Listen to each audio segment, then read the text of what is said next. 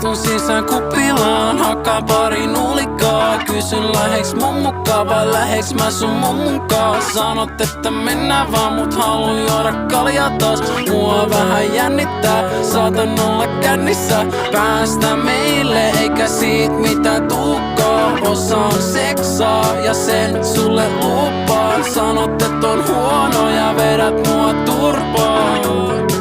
Miks vitus vedit mua turpaan? Hei Super Mario, anna mulle sieni. En kestä sitä, et mun muna on niin pieni.